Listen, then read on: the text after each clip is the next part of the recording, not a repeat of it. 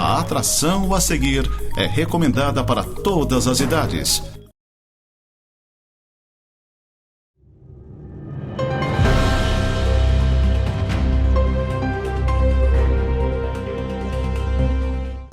Olá pessoal, o Neurotalk está no ar novamente e comigo, Dr. Clécio, que é um parceiro de bancada e a gente tem tirado muitas dúvidas, né, Dr. Clécio? E o que surgiu uma grande que a gente vai debater hoje é negação do diagnóstico tardio. Tem muita negação, doutor? Olha, é um tema muito pertinente. O que mais a gente escuta e lê nas redes sociais dos seguidores é a dificuldade da aceitação do diagnóstico. E vale a pena a gente conversar um pouquinho do porquê, né? Inclusive, recentemente um seguidor me fez a seguinte pergunta: por que os pais negam o diagnóstico tardio? Tá? Então eu vou tentar fazer aqui uma análise genérica. Nós temos alguns elementos que trazem essa questão da negação do diagnóstico tardio, Céu. O primeiro deles é que, socialmente falando, as pessoas elas têm uma concepção do autismo clássico, tá? Chamado autismo clássico. O que é o autismo clássico? É aquela criança não verbal que fica isolada e se balançando, grotescamente falando, tá? Esse é o que eles acham que é.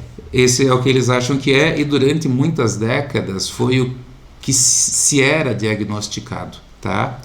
A partir de 2015, com a edição do DSM-5-TR, isso mudou. Asperger deixou de existir. O que era o Asperger? O indivíduo com as características da condição autista, porém com uma inteligência preservada, com uma condição funcional atuante, tá? Ele sai do contexto diagnóstico e tudo passa a ser autismo, então classificado como transtorno do espectro autista nível 1 de suporte, nível 2 de suporte, nível 3 de suporte. A partir de 2015 que começaram os níveis, então. Começaram os níveis, tá? Então o que acontece? As pessoas têm esta visão da condição autista. Então quando você pega um indivíduo adulto que já fez os seus enfrentamentos, que já foi para a escola e que você define como autista, muitas pessoas têm a dificuldade de ter esse reconhecimento. Então qual é a conclusão que se chega desse ponto? Tá? É que falta informação, falta conhecimento. Tá? Agora, o grande componente da negação do diagnóstico tardio adulto, ele está consolidado num processo de competição, tá? Onde se define que o nível de suporte 3, sim, ele é relevante, é importante, e o nível de suporte 1, não. Por quê? Porque o nível de suporte 1 ele tem funcionamento, ele consegue supostamente estudar, consegue supostamente trabalhar. Muitas pessoas dentro do Brasil, porque nós temos uma lei de proteção ao autismo, inclusive financeira, verbalizam que o diagnóstico 1 acaba tirando o espaço de pessoas com nível 2 ou do nível 3. Então, aquele eventual suporte, inclusive financeiro, ele deixa de ser dado para uma pessoa que tem uma necessidade maior de suporte e assim por diante. E isso é um grande equívoco, tá? Primeiramente pelo seguinte: a pessoa que busca o diagnóstico, ela não tem como finalidade primária buscar um auxílio do governo. Não é o financeiro que ela está pensando nesse momento, né? Não é o financeiro, tá? Nós estamos falando de pessoas que são peregrinas de consultórios médicos por décadas. Nós estamos falando de pessoas que já receberam vários e diferentes diagnósticos ao longo dessa peregrinação, que passaram por diferentes tipos de tratamento e que não tiveram um resultado específico. E muitas vezes usando até drogas que eu digo remédios para tentar sanar aquilo.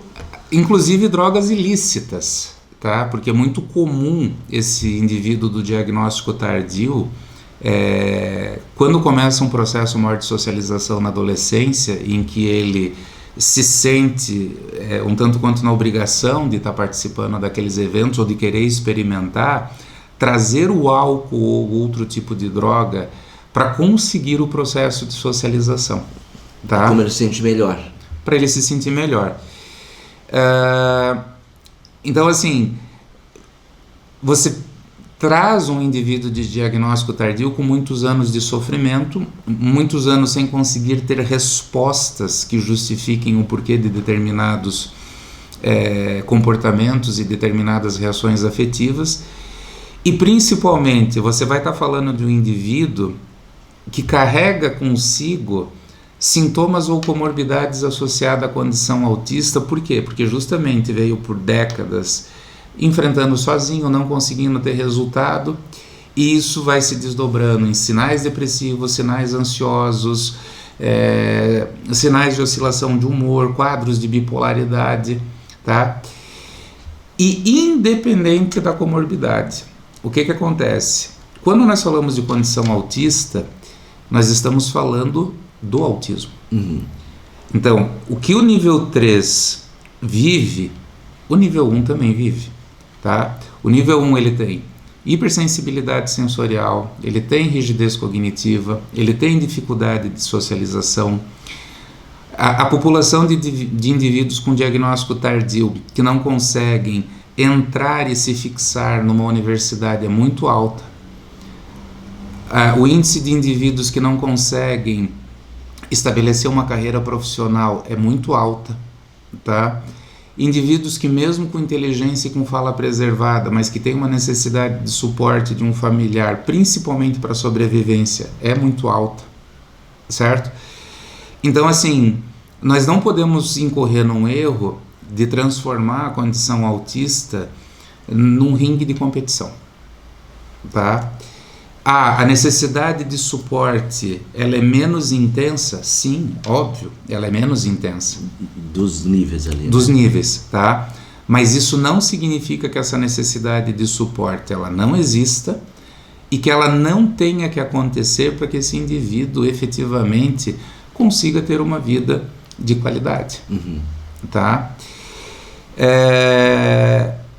Então, assim, você tem uma massa social que gera uma discriminação muito grande, tá?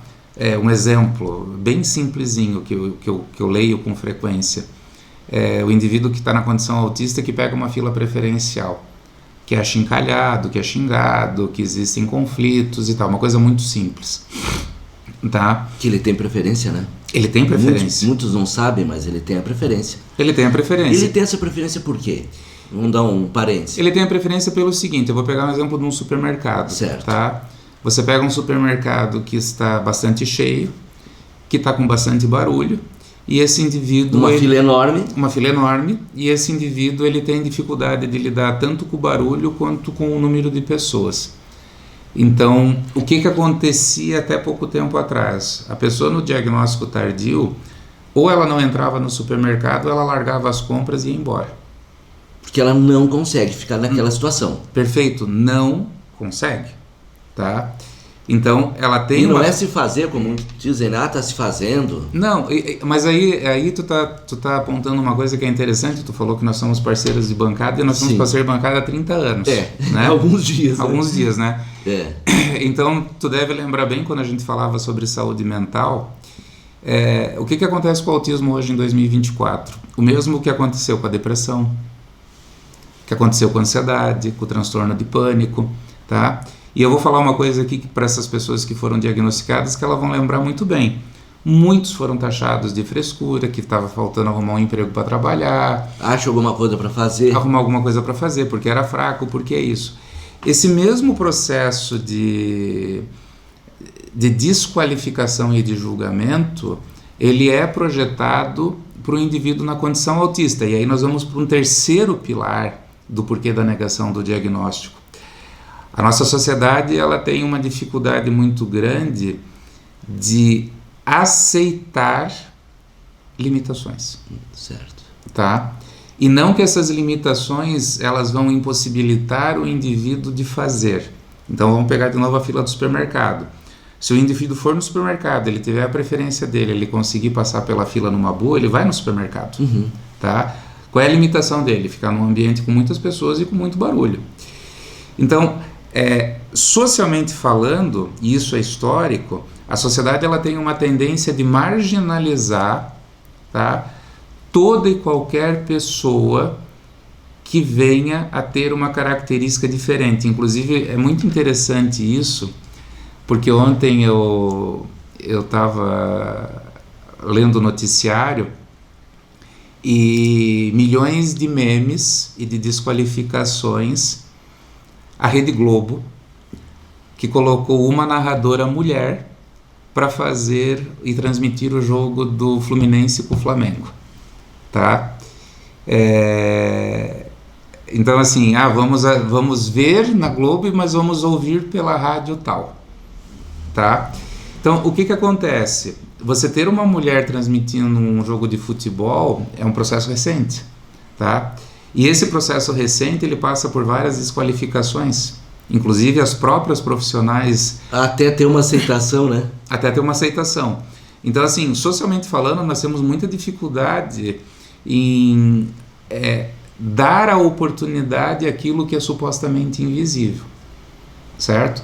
Certo. Então, de repente, o céu está lá na fila preferencial. O que o céu está querendo fazer na fila preferencial? Porque não está rotulado. Não está rotulado. Hoje até nós já temos, né, para diferenciar, que é o crachá. O crachá, né? Mas mesmo com o crachá, você vai encontrar desqualificações. E resistências, né? E resistências. Porque tem pessoas que não entendem. Exatamente. E não tá na cara, né? A pessoa é normal, normalíssima, não fica tremendo, como tu falou, não fica piscando, não fica... Mas, Céu, aí a gente pode ampliar muito para isso, assim, ó. O indivíduo com fibromialgia não tem cara. O indivíduo com diabetes não tem cara.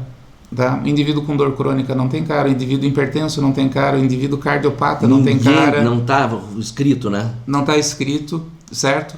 E quando você olha de fora, você tem uma percepção por julgamento de que esse indivíduo ele tem uma vida absolutamente normal e tranquila. Sim.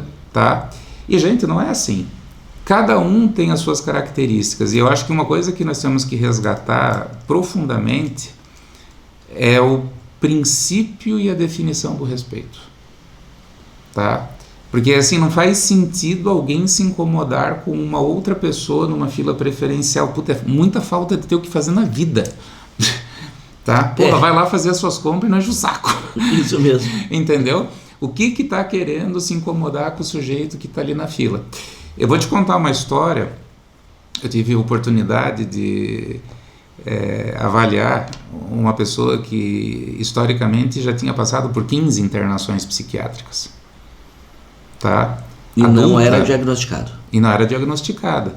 A partir do momento em que essa pessoa passou pelo processo de avaliação, soube-se, obviamente, de que estava na condição autista, a qualidade de vida melhorou muito. E aí vem uma pergunta importante da negação do autismo. Tá, Clécio, ela foi avaliada e tal, mas então por que ela passou por tudo isso? Por que ela teve 15 internações? Porque essa negação do diagnóstico tardio, ela acontece principalmente no exercício clínico. Os profissionais da área da saúde, por falta de conhecimento, por preconceito, por julgamento, por falta de habilidade técnica, quando você tem um indivíduo que senta na frente de um profissional e cogita a possibilidade, eles são achincalhados e desqualificados por profissionais. Eu estou falando de uma coisa que eu leio, que eu escuto todo santo dia. Tá? Então veja. Que chegam até você com esse desenho já. A peregrinação, quando eu falo, eu gosto muito desse termo, é o indivíduo que tem uma primeira fase de peregrinação por vários consultórios, vários diagnósticos, e quando ele começa a suspeitar, ele passa por uma segunda peregrinação, que é quando ele então suspeita, ele se identifica com os sinais, ele busca um processo de avaliação, e ele passa por 1, por 2, por 3, por 4, sendo desqualificado, sendo julgado e sendo colocado de lado. Até o momento em que esse indivíduo, então, ele é efetivamente diagnosticado e você consegue passar a perceber que os sintomas ou até a comorbidade que ele tem é o desdobramento de uma condição autista que não foi tratada, que foi desrespeitada, que esse indivíduo passou por sobrecarga, tá? E que ele foi formando sintomas. Então, assim, é esse cenário que a gente tem que mudar. E tem um item de verificação que é fundamental, Céu, tá? a incidência, o aumento de crianças diagnosticadas na condição autista, ela vem crescendo de maneira exorbitante. Consequentemente, a dos adultos também. Então a gente tem que pensar o seguinte, vamos focar só no adulto. Certo. Tá? Por que a incidência do adulto aumentou tanto? Primeiro, porque essas crianças crescem. Tá? Então, a desqualificação do adulto de hoje foi a valorização da criança de ontem. Uhum. Tá? E isso é incoerente. O segundo fator, gente, essas crianças têm pai e mãe. Tá? E nós estamos falando de uma condição cuja base é eminentemente genética. Certo. Então, assim, se essa criança está diagnosticada na condição autista, ou um pai, ou uma mãe, ou um tio, alguém dentro desse ramo familiar vai ter a neurodivergência como característica, seja dentro da condição autista, seja um TDAH, seja uma outra... Indiferente da condição que a pessoa tem de Exatamente. financeira, vamos dizer assim, porque pode ser em todas as classes sociais. E o que o protocolo hoje solicita? Quando você tem uma pessoa da família diagnosticada, você avaliar irmãos e avaliar pais. Certo. Tá? Por quê? Porque alguém ali dentro vai ter. Ah, mas é pra gente aumentar o número de diagnóstico? Não.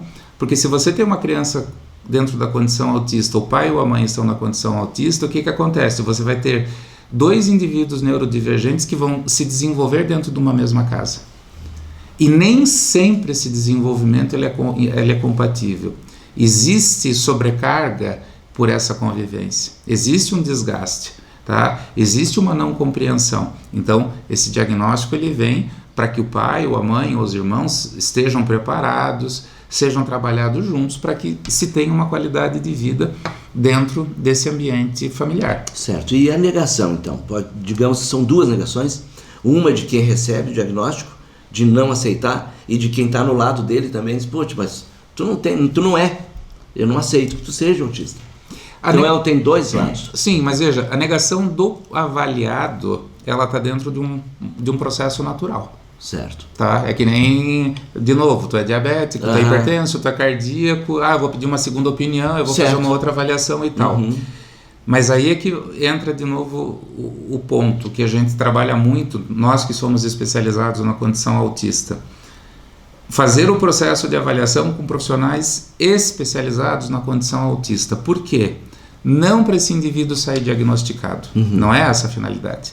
É para esse indivíduo ter uma justificativa clara daquilo que acontece com ele.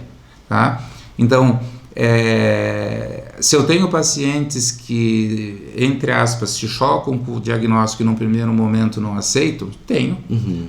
Por que ele passa a aceitar? Porque você constrói clinicamente um raciocínio lógico que mostra para esse indivíduo que ele está dentro da condição autista. E se ele não está na condição autista, você constrói um raciocínio lógico mostrando para ele que ele não está na condição autista. Tá? Porque a finalidade, de novo, não é a competição. Temos mais autistas do que depressivos, mais ansiosos do que... Não é isso. A finalidade é trazer consciência para o paciente, para que ele possa, a partir dessa consciência, se desenvolver e ter uma qualidade de vida que talvez até então ele não tinha. Tá? Melhorar a condição dele e qualidade de vida. Agora, o mais comum é o indivíduo ser avaliado, ser diagnosticado, tá? E a família não aceitar. Negação dos pais, digamos assim. Pai, marido, esposa, filhos... Tanto criança quanto tardio, né? Tanto criança quanto o tardio a partir de que idade? 17 anos, 18? Olha, hoje você já passou de 5, 6 anos de idade e você já começa a entrar num diagnóstico tardio. Ah, cedo já. Sim. Hoje você tem a condição de, até o primeiro ano de vida, você já identificar sinais da condição autista, tá? Se você não tem isso claro, você já pode iniciar um processo de estimulação, independente de ter fechado esse diagnóstico com a criança. E a partir de 1 ano, essa consolidação ela fica mais fácil. Então, assim, quanto mais tardiamente diagnosticado, maior é a chance da comorbidade, tá? E de você desenvolver determinadas habilidades que são fundamentais, certo? Dentro de um espectro social, o diagnóstico tardio ele é muito vinculado ao adulto, Certo. Tá? Mas o adolescente, ele é considerado um diagnóstico tardio. Por quê? Porque ele já está numa fase de desenvolvimento, ele já passou por etapas do processo de neurodesenvolvimento dele e que ele passou sem saber que estava dentro da condição autista. E daí então quando a criança ali até 1 ano, depois de 1 aninho, é mais os pais que vão ser trabalhados do Sim. que a própria criança. E algum sintoma que tu possa dizer para nós? De criança? Criança no desenvolvimento dela de 1 aninho. Tem alguns. O atraso da fala pode ser um. Certo. Tá? Nem toda criança na condição autista tem atraso da fala, mas o atraso da fala é um deles. É uma. O andar na ponta dos pés ou com a lateral externa dos pés é um segundo sintoma. O não olhar fixamente para pai, para mãe ou para determinados objetos que são direcionados para a atenção da criança é uma característica. Tá? O movimento repetitivo de comportamento, como o se balançar ou o mexer de mãos, é uma outra característica. Eu vou usar uma palavra que talvez não seja bem apropriada, mas para entender, a recusa do processo de interação com outras pessoas, que é um fator normal da criança. Então gosta de se relacionar. Gosta de ficar no seu cantinho. Isso desde pequenininha já. Desde pequenininho. Tá? E como tratar essa negação? Que nós estamos chegando no final do nosso programa, vamos finalizar com... E agora? Eu acho que o primeiro ponto é a gente conseguir construir um processo de informação e de conhecimento adequado. Tá? Eu acho que... E é muito interessante porque as famílias, a partir do momento que passam a ter uma aceitação e começam a conhecer a condição autista, elas começam a se questionar, não, realmente, olha, lá atrás era assim, se tivesse feito isso e tal. Então, o conhecimento, ele é muito apropriado. Quanto antes começar, melhor. O segundo ponto é as pessoas terem claro que ninguém vem atrás de um diagnóstico por uma questão de benefício. Tá? Algumas pessoas precisam, sim, algumas pessoas precisam, tá? Mas principalmente as pessoas precisam conseguir se entender, porque o que acontece no diagnóstico tardio? Nós estamos falando de uma massa de população que não consegue ter em si uma compreensão do porquê que fazem determinadas coisas, porquê que reagem de determinada maneira. Não consegue entender o porquê que eu sou assim. O porquê que eu sou assim, tá? E a partir do momento que essa pessoa consegue ter essa compreensão, Céu, só isso já é um bálsamo. Certo. Tá? E a partir do momento que essa pessoa começa a ter uma intimidade, uma proximidade com as suas características, ela vai gerando uma evolução, ela vai promovendo qualidade de vida e ela vai melhorando. E eu acho que é a saúde em si que tem que ser o grande precursor dessa informação, tá? Nós não podemos entrar numa rivalidade entre especialidades, tá? Numa rivalidade sintomatológica, hiperqualificando alguns quadros e desqualificando outros. Tá? Não é por aí. Então isso aqui é muito o certo, esse aqui é o errado. Não, vamos ter que chegar num equilíbrio e principalmente entender, né? E eu acho que essa negação é em tudo na vida, né? Exatamente. Não é legal. Não. Então, gente, os tuberculosos foram negados, os leprosos foram negados. Sem dúvida, tinha as colônias para deixar eles. Os psicóticos foram negados, tá? Então isso é histórico. Não seria diferente dentro da condição autista. Principalmente porque é novo, né? Novo, 30 anos é novo. Sim, muito novo.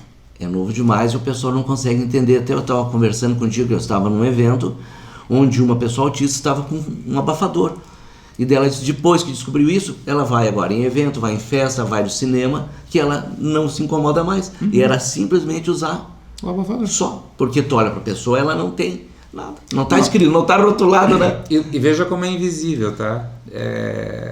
Tem pessoas que olham o abafador e dizem, nossa, para que isso e tal. Gente, tem pessoas que conseguem escutar determinados barulhos a muita distância, tá?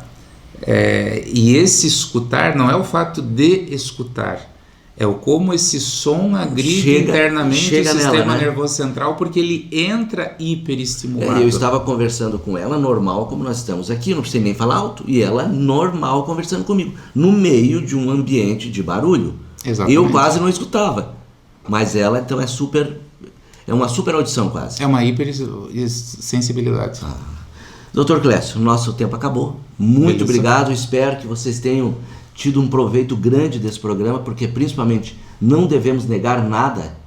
Quando diz nada, não negue.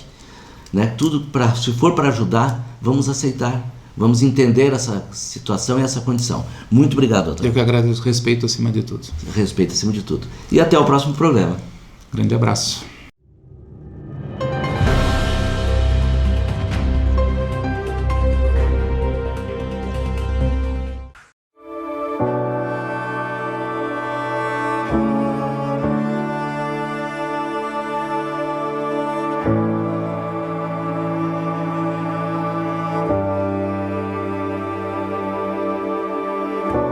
You call me out upon the waters, the great unknown, where feet may fail. And there I find you in the mystery, in oceans deep, my faith will stand.